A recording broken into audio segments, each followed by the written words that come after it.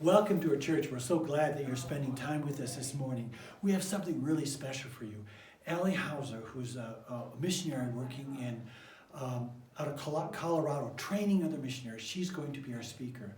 So we're going to start with a song, and then we invite you to join us for Allie Hauser's really exciting presentation. God bless. Have a chance to listen to Allie.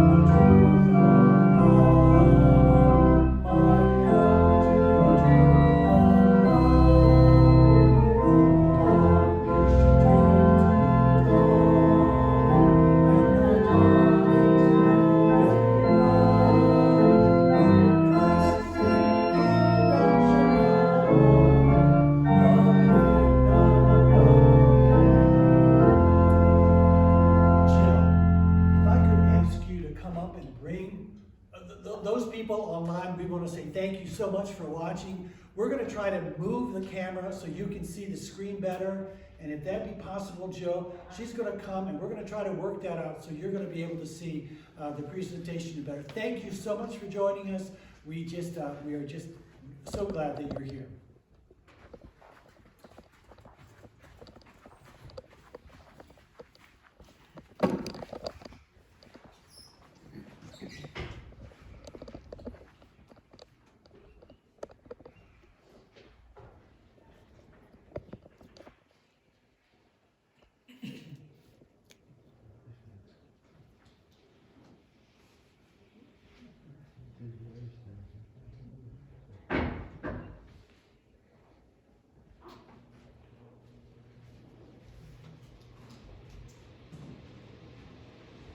Okay, Ellie, we're trying to work on getting you to take over. And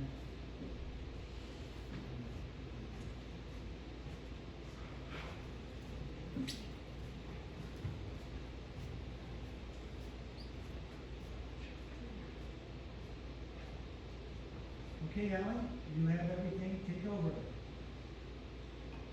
Oops, can't hear you.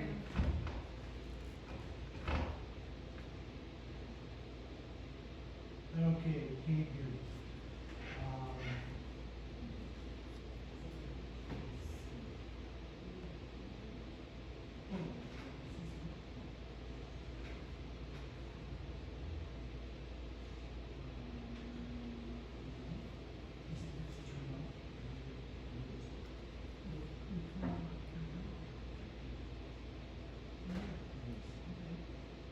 Okay.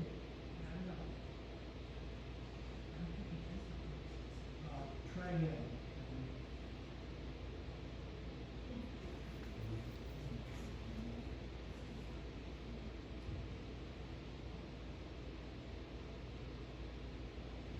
As you can see, she has a very face that's very easy on the eyes. And so we're going to enjoy her smile for just a minute as we try to figure out how to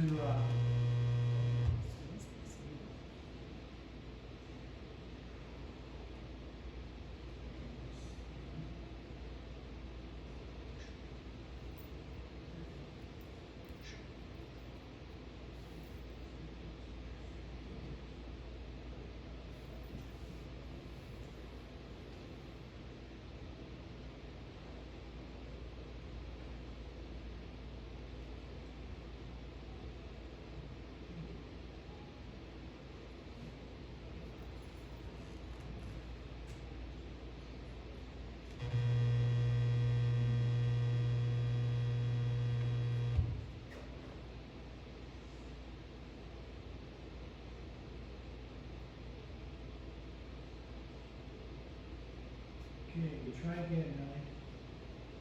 Can you hear me now?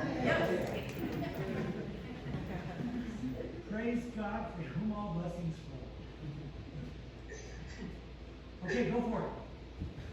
All right, perfect. All right, you'll have to let me know if it cuts out at any point. But good morning to everyone. It's so good to kind of sort of see you a little bit.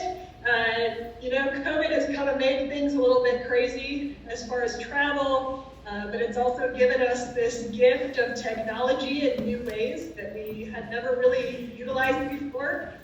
So I'm excited that even though I'm in the midst of sunny Colorado, just running a tiny bit, that I can still come to you and talk to you today. A little nervous. We okay? Yep. Okay. All right. So what I want to do today, I'm going to share just a little bit of kind of my journey, my shift from being in Uganda to being in Colorado. That was kind of a big jump and a rather quick one as well. And then kind of explain a little bit about what we do here at MTI and what the Lord has called me to in this ministry. And so about 2 years ago, actually it's about 2.5 years ago now, I came back to the U.S. on home assignment. So I came back after serving for about 6 years in Uganda. My organization said, it's time for you to come home, have a little bit of a break, update your supporting churches, and have some time back in the States. And so I came and did that. And before I went back for another term, my organization was like, we really think that you would benefit. You've been struggling through some things. You never had pre-field training. We would really like for you to go through a pre-field training program. I was not happy about that. I had been in the field for 6 years, and I really didn't think I needed to go to a training for newbies. So I was not in the best place as far as my attitude. I basically went kicking and screaming. That's the best way to explain how that all came about. So it's been about 2 years, it'll be 2 years at the end of this month, that I came through a program called Compass. So Compass is 4 weeks long, and like I said, it's a training for missionaries before they go to the field to give them some tools and some different ways to equip them so that they can be healthy and do well in the field. So I came through that program. And it was actually during that 4 weeks that the Lord called me out of Uganda. What I realized throughout that time was that my stress level was so incredibly high that I wasn't actually functioning well. And so there were a lot of other emotional things that came out of that. I was in full burnout. I didn't have a team that I was serving with. I served only with the nationals, which had its ups and downs. I really enjoyed that part of my serving in Uganda, but it also meant that I had a lot less support. And so that made it a lot harder as well. And as I talked to the training staff here, they were like, it's not the best situation for you to be in long term if you want to be healthy. So I made the decision to leave the field while I was here during that training, and it was a really hard decision to make because I loved the ministry that I was part of in Uganda, working with kids and teens and working at the school. So it was a hard decision. But the Lord really kind of lined up a lot of really interesting things. During that time, all the participants have like a one-on-one session with one of the trainers once a week. So 4 times throughout your time here, you get a session one-on-one where you can just kind of talk about things with them. And so I had my sessions, and when I told the trainer that I was working with that I was planning to leave, turns out she was the director of the program, and she said, as I was getting ready to leave the program, she said, if God is calling you back to America, we would love for you to be on our team and join us in this training. And so I prayed about it, and it really felt like the Lord was saying, this is exactly where I want you to be. So I ended up moving back to the States, spent the summer in New York, and then I moved to Colorado in September of 2019. I've been on staff at MTI for about 1.5 years now. MTI stands for Mission Training International. We have a few different types of programs we do for missionaries, but I work on that pre-field side of the Compass program. I work with children, and so I get to use my missionary experience and my love of children to serve, which is very exciting for me. And so basically, in a nutshell, what we do at Compass is we look to equip missionaries before they go overseas. We help give them tools to learn a language. So we don't actually teach them the language that they're going to learn, but we give them ways that are best to learn language. So there's a certain model that we use here that we teach them how to learn a language. They can speak to the hearts of the people that they're ministering to. We also help them become more culturally aware so that they go in with curiosity, so that they're sensitive to the new cultures that they're going into. Because we, as humans, tend to be, typically at first glance, we tend to judge. And so we want them to go in with more open minds, go in with questions, so that as they come into a new culture, they're not offending the people that they're trying to serve and they're trying to share the gospel with. And then we also give them the ability to kind of understand themselves more. So we do a lot of things with like conflict resolution. How do you deal with conflict? How does that impact other people? If you're just like a go-getter, that's one way to deal with conflict, but how does that impact other people? If you're someone who kind of hides conflict, how does that impact other people? So that they can get a better sense of how they interact, so that as they're interacting on their teams, team dynamics are one of the things that make or break missions overseas.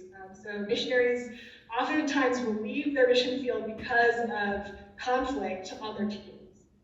So we're trying to help give them tools so that that's not the issue that has them leave, so that when they leave the field, it's because the Lord called them back, not because they're burned out or because they had conflict. And so I want to share with you today, at the beginning of the service, you guys read Psalm 139. Psalm 139 is really special to us here at MTI. We call it the missionary psalm. It's a really sweet psalm for missionaries, and it has a lot to say to all of us. So we're going to kind of go through that psalm, and as we look at the different chunks, I'll explain to you a little bit more about some of the unique challenges that missionaries face and how that looks, but also how this applies to anyone, not just missionaries. And so I'm going to look at 4 different things. We're going to look at the emotional needs. We're going to look at constant change. We'll look at loss and grief, and we'll also look at identity, and just how the psalm deals with that and how this helps missionaries as they pray. The first part is our emotional needs.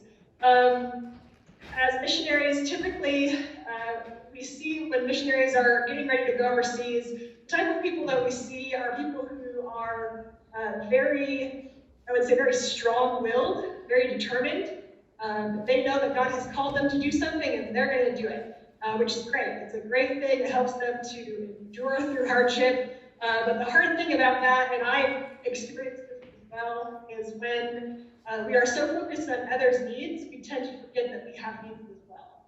And so sometimes, for example, what I did was I pushed my own needs aside as I saw the needs in front of me. And for missionaries who especially are serving in areas of high poverty, this can be extremely difficult for them as well because they see the needs around them are huge and they think, well, I can't have needs, I need to serve those who are in front of me. And so this can lead to burnout, it can lead to a lot of different really big struggles. And so we do a lot of talking about emotions here at MTI. It's not an easy thing. We talk a lot about paradox. And so we have this tool. Paradox, as you know, is basically, it's two conflicting things that go together. So you can feel two emotions or more that seem contradictory to one another, but they're actually, you can actually feel them at the same time. But paradox is kind of an abstract concept for children. I work with 7 to 12-year-olds, so they're not quite understanding what that means yet. And so we use our paradox. Yeah. Paradox, you guys are friends, they all stick together. We have our yay duck. These are our yay feelings when we get excited, when we have joy, when we're enjoying something. Those are our yays. And then we also have our yucks. Our yucks are when we feel angry or afraid or anxious or worried or sad, any of those. And our ducks always stick together. When we have different situations, we tend to have what feels like conflicting emotions behind them. So the example I often give with kids is travel. We talk about traveling. When I would come back to the States and I would visit family here, and then I'd get ready to go back to Uganda, I had yays and yucks in that. So coming back to visit, I came back to visit for Christmas, and it was a yay, I get to come back for Christmas, I'm so excited. This is really nice, I've had time with my family, I've had time with the people that I love here. The yuck was, I didn't get to spend Christmas with the people that I love there. And so it was this conflicting, I feel like I should be happy, but I also feel sad. I don't really know how to explain this. And so oftentimes in our culture, especially in American culture, we tend to want to put that yay duck in front. We say that, if we have a yuck, we're like, well, it could be worse, or you gotta think on the bright side. Then we call that yaying someone's yuck, which is not allowed in our classroom, because we're allowed to have both. You're allowed to carry them both, they're allowed to swim together. And so it's really important for them to be able to express that. So everyone who comes to our doors knows about these yays and yucks, and they're a really great way to be able to communicate both sides of a situation that you're facing. And so as missionaries and as people, I feel like just in our culture, we tend to want to hide our feelings from others. I use this, and I don't know if it fell flat in the last service, but there's a scene in the movie Monty Python where he's fighting, he's like sword fighting with someone, and he like cuts his arm off, and the guy's like, oh, it's just a flesh wound, right? Like his arm has been chopped off, he's like, oh, it's just a flesh wound. Like we tend to do that with our own feelings. When something really hard is happening in our lives, we're like, oh, it could be worse. It could be worse. And so, like, people are asking, how are you doing? And you're like, I'm fine. You're like, well, your face doesn't look like you're fine. Or like, you're feeling upset about something, and someone asks how you're doing, you're like, fine. Like, when you say I'm fine through clenched teeth, you're probably not fine. So we tend to try to hide our emotions, and love them or hate them, these masks have been a really great way to teach kids. Because we talk about how we're so able to hide behind these masks. And I'm in the grocery store. I'm divulging some information to you now. I like to make faces at people. I think this is why I teach preteens, because I am basically a preteen. But I like to kind of like stick my tongue out at people because they can't tell. Like, you have a mask on. They have no idea what you're doing with that mask. Like, I don't know if you've noticed, Do you make faces under your mask? Like sometimes I'll just like adjust my mask with my jaw. I would never do that without a mask on, without something covering my face. And so these masks have been a great illustration. They cover so much. The problem is that when they cover what we're actually thinking, there are so many times someone will ask me something, and in my mind I think, I'm so glad I have this mask on.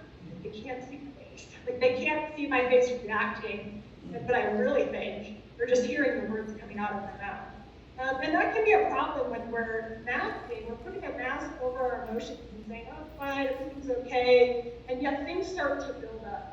And the thing is, sometimes we do that with God too. We say, God, I'm doing great. Yeah, it could be worse. I don't know. It'll be fine.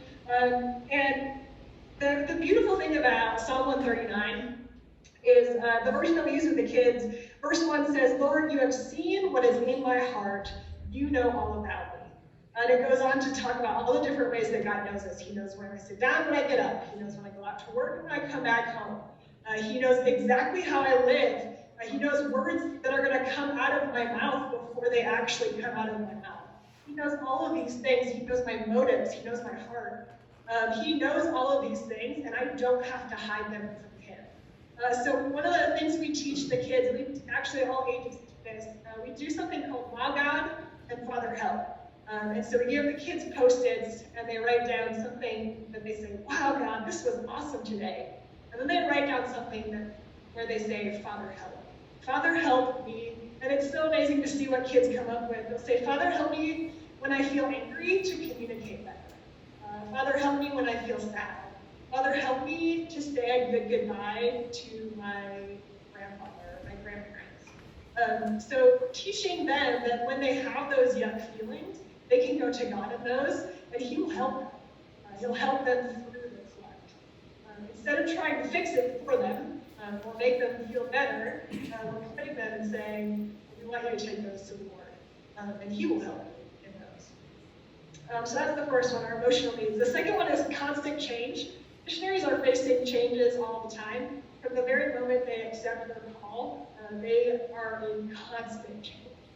Whether they're selling their house and they're moving out, or they're traveling to go and raise support, whatever it might be, once they get to their country, the changes don't stop. They're changing languages, they're changing currency, they're changing places where they're living. They might live someplace for a couple of months, and their landlord kicks them out, and they have to find another place.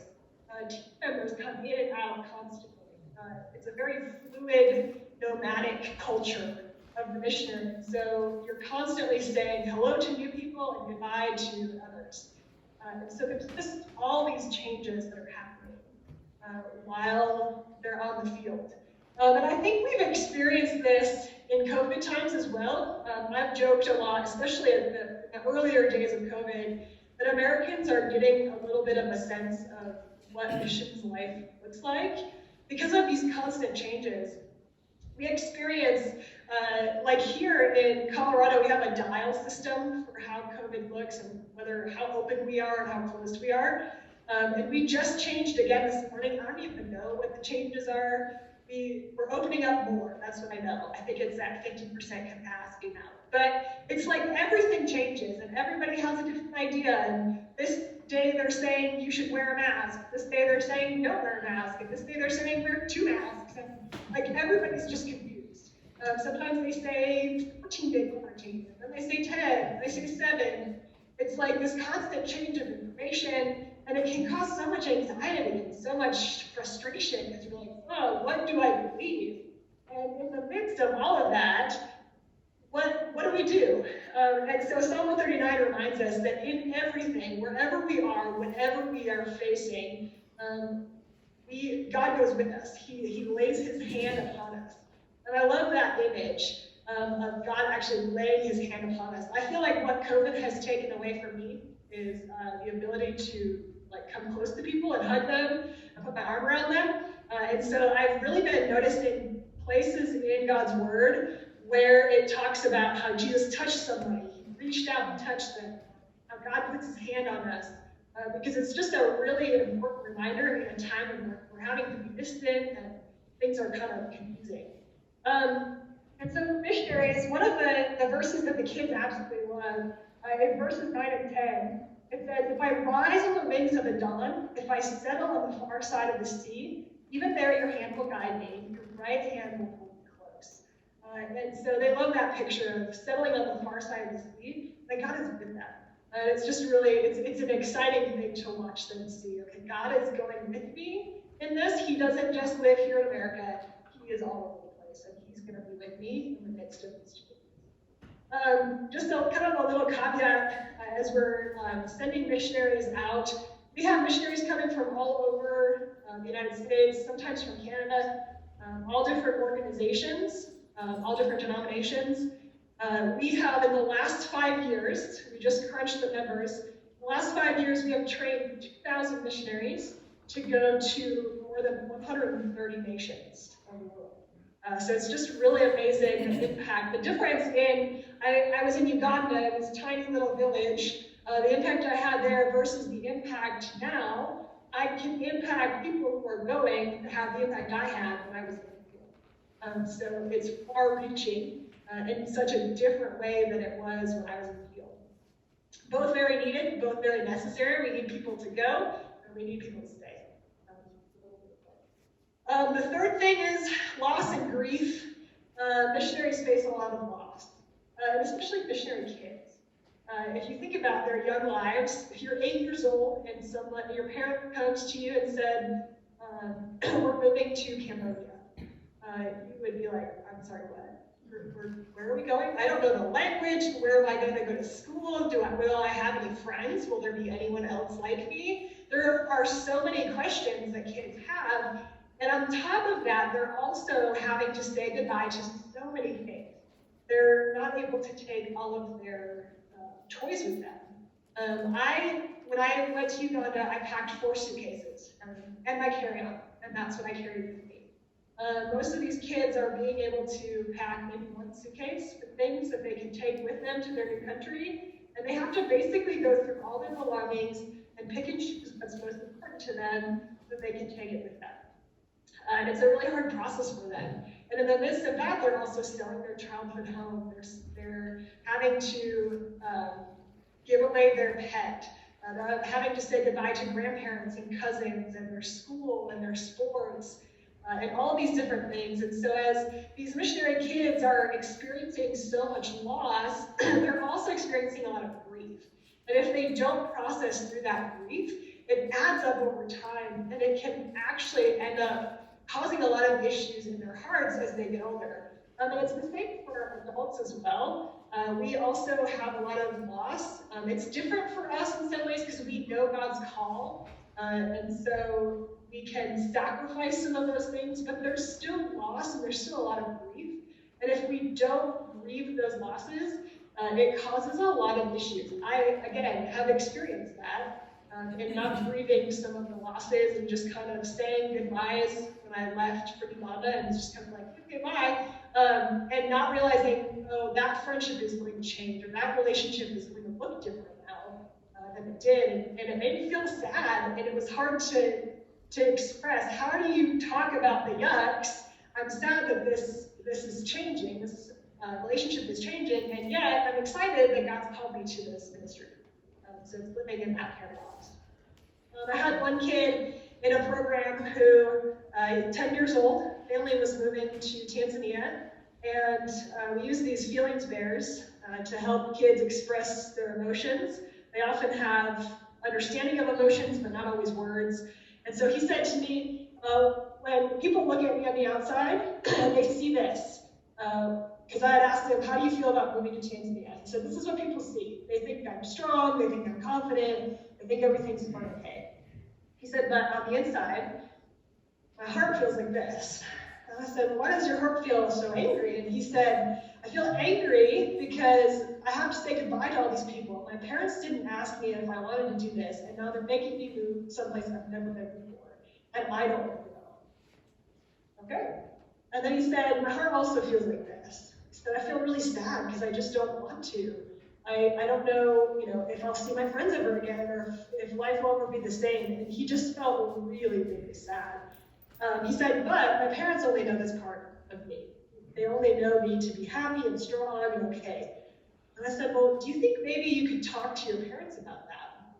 And at first he said no. He didn't want to disappoint them, knowing that they were, feeling called by the Lord to do this. A lot of times missionary kids feel a lot of pressure because they think if they don't want to go, that God will be mad at them because they know that God has called them to do it, and so they kind of, again, they press down those emotions.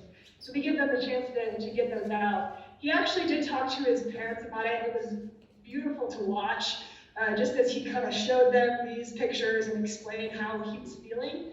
It was sweet to see how, especially his dad reacted. His dad cried, which was really sweet to watch, just that tenderness of his heart, and knowing that his son was really hurting, and now he knew how to support him, not just thinking, he's doing okay, he'll be fine. So we're helping them with that loss and grief. In Psalm 139, verse 11 and 12, it talks about the darkness. It says, if I say, surely the darkness will hide me, and the light become night around me, even the darkness will not be dark to you, for darkness is as light to you. And that's a really great illustration for the kids. They usually love that, because most kids are afraid of the dark. And so understanding that God's light, that God made the darkness and the light. And so even in the darkest times of our hearts, he is still, it's not dark to him. And so he gives us hope, he gives us courage to walk through the darkness, because it's not dark to him, he gives us light to it. And then lastly, identity is also a huge piece when it comes to missionaries. Missionaries tend to put their identity in what they do. So when they're not doing their ministry anymore, they don't know who they are. Again, this happened with me when I moved back to the States. When I came through Compass as a participant, I had a name tag that said Allie Hauser, and underneath it said Uganda. That's how everybody knew me. I was Allie Hauser, missionary to Uganda. I was Allie Hauser who works with kids in Africa. That was who I was. And I went through another training that we have once I came on staff, and my name tag said Allie Hauser, USA. And I looked at that name tag and I said, I don't even, who is that? I don't know who that is. And it was like this identity crisis happened in my life where I was like, I don't know who I am, I don't know what I'm passionate about, I don't know what is going on. I felt like things happened so fast, moving back from Uganda to the States. The shift in my ministry was so different, and it was just such a struggle to know, okay, who am I?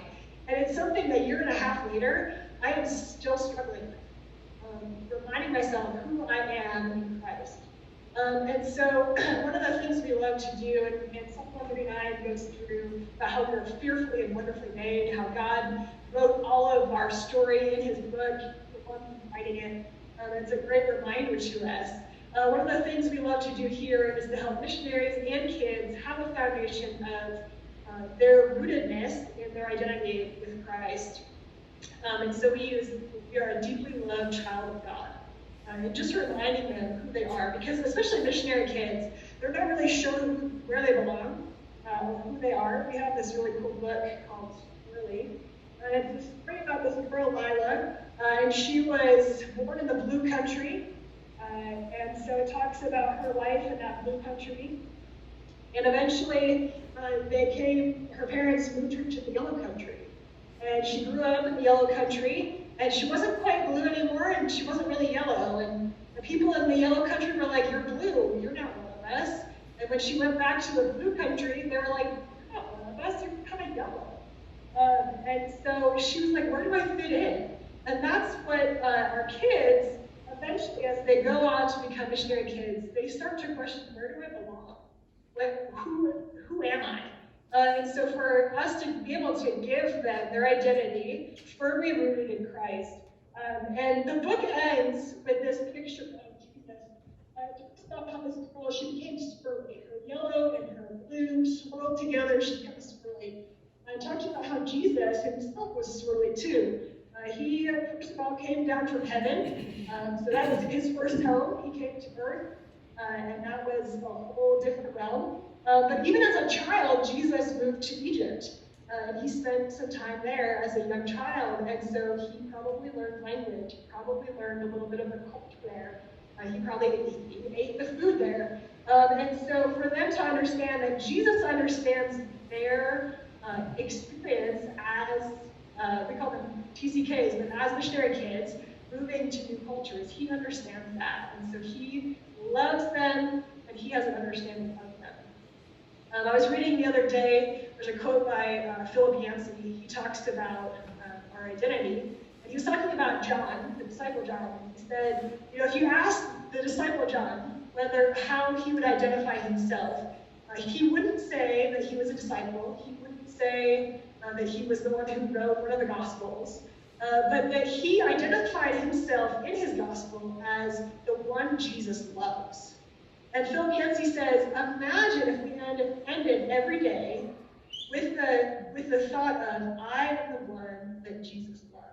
How would we look at ourselves differently? And this has been something that has really challenged my heart, even in the midst of walking through some really painful memories and grief in the last couple of weeks. This has been a really good reminder to me. I tend to also be a little bit perfectionist, and so sometimes when I don't do things great, I get down on myself, and this has been a great reminder to me that in the midst of that, I'm the one that Jesus loves, and that's a huge encouragement to me. So I want to thank the church. You guys have been really helpful throughout the years that I've been in Uganda. You guys have been supportive through prayer. Given love offerings, and I'm very thankful for that. There are individuals in the church who support me monthly, and that has been a huge blessing. I always love to see when names come up that I know, and there are several actually from the church, individuals who come up monthly, and it's just a huge blessing to see that support and to know that you guys are behind me. And so I'm asking for people to partner with me. Number one is through prayer. One of the ways that you can pray, I think my dad is in the back somewhere, but he has some bookmarks and some puzzle pieces. This year I've given puzzle pieces out to different supporters, and I'm asking them to pray for different parts of the world. So I believe that the puzzle piece I gave you guys was from the central part of Africa. If you could pray for the nations on that puzzle piece, pray for the missionaries that are being sent there, the missionaries that are there, and also for the people groups that the gospel is going to, that they would be open to the gospel. I am looking forward to hopefully sharing with you more stories about people who are going into the field, people who are in the field, so that you can feel that connection of people who are going, people who are doing the ministry work overseas. And I also ask that you would pray for me as well. I have a major yay that I get to use my story to minister to others, minister to people who are going out overseas. I also get to work with singles and share with them some of the unique challenges. So my story gets to help them as well. So it's a huge yay, but it's also a yuck sometimes because we do this 7 times a year, and I go to really deep places and have to tell really hard stories 7 times a year. And so sometimes my heart just gets weary. It gets hard to tell this phrase and to be reminded of all of those things. So while it's a blessing, it can sometimes be very tiring. And so would you pray for me that God would give me courage to keep walking in faithfulness to Him in the midst of this. And also, I'm looking for financial assistance. I'm still a missionary on support. So if anyone would be interested in giving a one-time gift or monthly giving, there's also information in the back of the church for that as well. But otherwise, I want to thank you so much for your time. I don't know if we have any questions really quick. I know time is running out. Are there any questions somebody has we could ask?